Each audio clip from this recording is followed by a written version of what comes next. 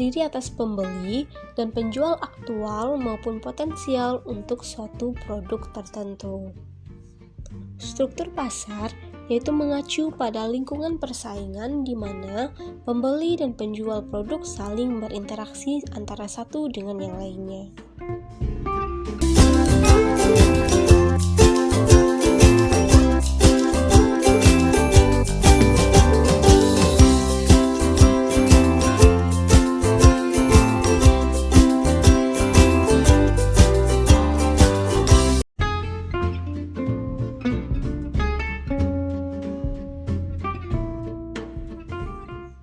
Setiap produsen atau pemilik perusahaan tidak akan terikat dengan berbagai aturan perjanjian secara khusus dan tidak akan ada hambatan untuk melakukan hal tersebut. Adanya interaksi antara pihak penjual dengan pembeli dianggap sebagai suatu bentuk pengikut harga karena mekanisme pasarlah yang menentukan harga melalui suatu interaksi antara bentuk kekuatan permintaan dengan penawaran barang atau jasa. Hal tersebut akan mempengaruhi kondisi di mana produsen maupun konsumen tidak bisa menjual dan membeli produk lebih atau kurang dari harga pasar. Hal ini, ketika konsumen membeli suatu barang dan perusahaan tertentu, maka jumlah dan harganya juga akan sama di perusahaan lainnya. Konsumen bisa memilih mana produk yang ingin dibeli sesuai kehendaknya masing-masing, karena tidak ada keunggulan secara khusus yang bisa ditonjolkan oleh salah satu perusahaan jasa. Hal ini menyebabkan tidak ada kesulitan meskipun faktor produksi harus dipindahkan ke tempat lainnya. Pada dasarnya, semua tempat produksi memiliki kesamaan baik dalam metode sampai proses penjualannya pada konsumen. Maka, dalam pasar persaingan sempurna, kesuksesan bisa didapatkan dari manapun dan kapanpun, asalkan perusahaan memiliki strategi yang tepat serta lebih matang.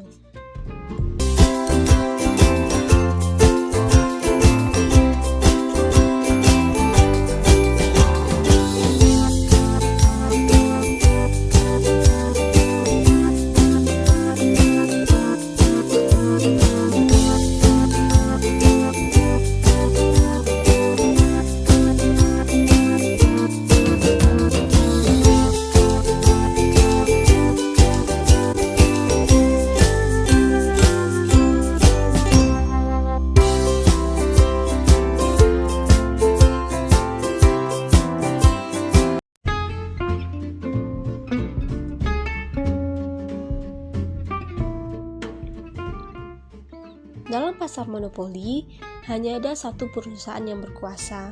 Dengan demikian, suatu produk baik barang dan jasa hanya dihasilkan oleh perusahaan ini, bukan dari pihak luar ataupun pihak lainnya. Perusahaan di dalamnya hanya menghasilkan satu jenis produk saja, sehingga tidak ada produk yang mampu menggantikannya.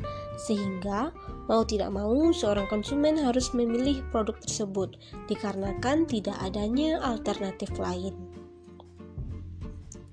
Untuk memasuki pasar monopoli, sungguh hal yang mustahil dan sulit, karena penguasa yang ada di dalamnya berusaha dengan segala cara untuk menghalangi atau membentengi kekuasaan mereka miliki dari pendatang baru yang akan memasuki pasar.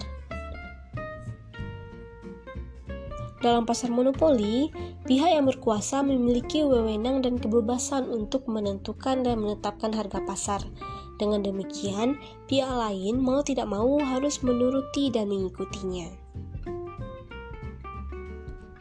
Mungkin kita sering bertanya-tanya, mengapa iklan dan promosi dalam pasar ini tidak diperlukan?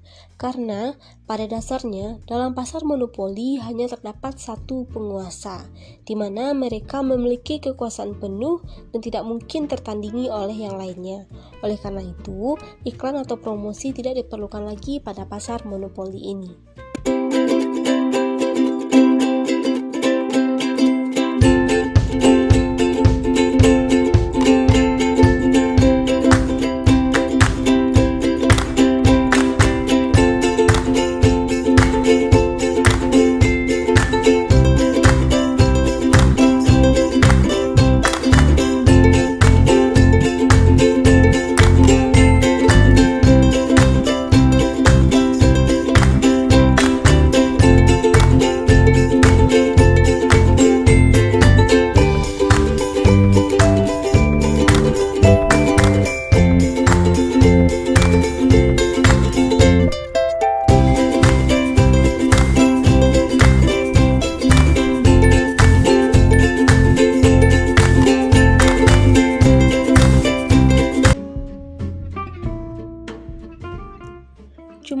produsen yang ada dalam pasar monopolistik berjumlah besar, namun tak sebanyak pada pasar persaingan sempurna. Berbeda dengan pasar monopoli yang hanya menjual produk bersifat homogen, dalam pasar monopolistik, produk yang diperjualkan bersifat heterogen, tidak satu sama dengan yang lainnya, baik dari segi wujud, kualitas, dan lainnya. Dalam pasar monopolistik, harga bukan salah satunya yang menentukan. Belum tentu harga yang murah jadi sasaran para konsumen, dan belum tentu juga harga mahal tidak disukai konsumen. Konsumen lebih memilih mana yang paling baik dan sesuai kebutuhan. Jadi, mau tidak mau, untuk membuat konsumen tertarik pada produk, maka perusahaan atau produsen harus gencar melakukan promosi dan pengenalan produk. Dalam pasar monopolistik ini, produsen atau perusahaan bisa keluar masuk dengan bebas tanpa syarat. Karena laba yang ada di pasar ini fluktuatif. Terkadang ada banyak penjual atau produsen yang bersaing di pasar ini dikarenakan banyak laba yang bisa diperoleh. Begitu juga sebaliknya, ketika dianggap sulit mendapatkan laba, maka produsen akan keluar dari pasar tersebut. Dalam pasar monopolistik, produsen memang bisa mempengaruhi harga, tetapi tidak sesignifikan pada pasar monopoli. Perubahan harga terjadi hanya karena perbedaan corak suatu produk, bukan karena kekuasaan, di mana produsen mampu menggunakan strategi untuk memainkan harga, namun juga tidak sampai kehilangan pelanggan atau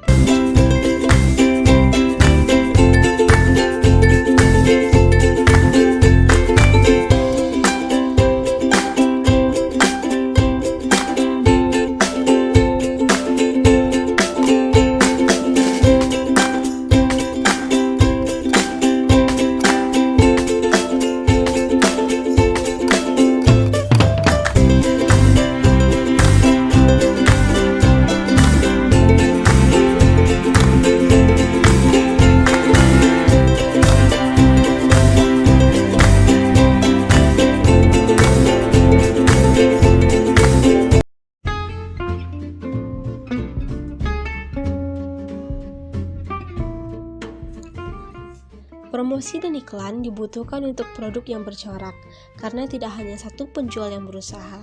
Dalam pasar ini, ada dua tujuan dilaksanakannya promosi dan iklan, yaitu untuk menarik pelanggan baru dan mempertahankan pelanggan lama. Kata sedikit dalam pasar oligopoli ini sulit untuk ditentukan. Produsen yang ada pasti lebih dari satu. Namun, secara teoritis, sulit untuk mengetahui pastinya jumlah produsen di dalam pasar ini berapa.